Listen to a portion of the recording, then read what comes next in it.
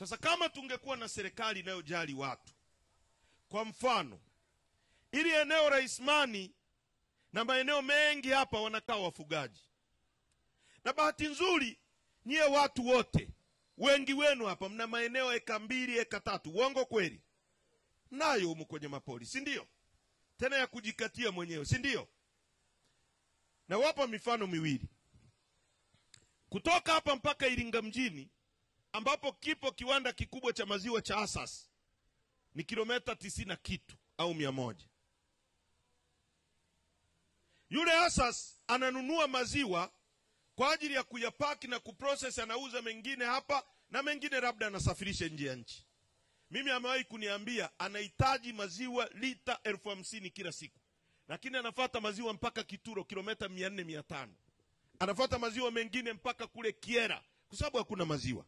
Sasa serikali kwa mfano ya Rwanda ilitaka watu wake wote kuwaondoa kwenye nyumba za majani, kwamba kufikia mwaka fulani hatutaki mtu yoyote aishi kwenye nyumba ya majani. Serikali inataka kumupgrade aende kwenye nyumba ya simenti na ya bati. Walifanya nini? Kuchukua hela ugawie kila mtu ni kazi ngumu, huwezi.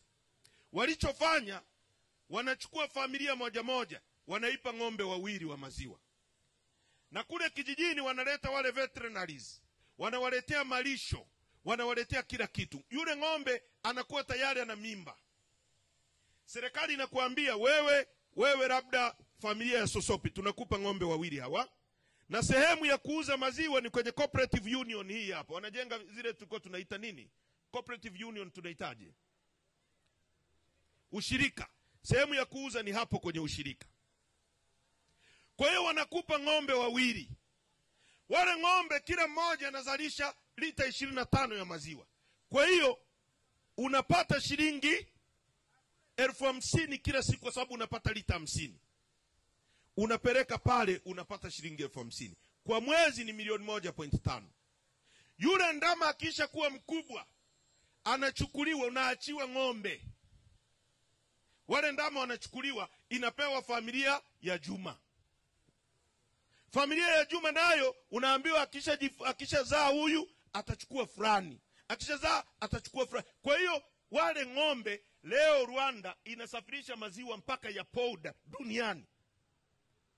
Sisi wa Tanzania wenye ardhi kubwa, Rwanda ni ndogo, ina kilomita za mraba 22,000. Yani mkoa wenu wa Iringa ni mkubwa kuliko Rwanda.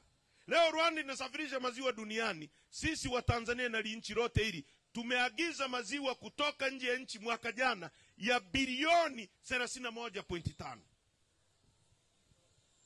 Na watu wetu ni maskini, hawana ajira. Uongozi bora. Uongozi bora. Tatizo ni uongozi bora na siasa safi. Watu wenye mawazo na wenye akili, tukitaka tushinde nchi hii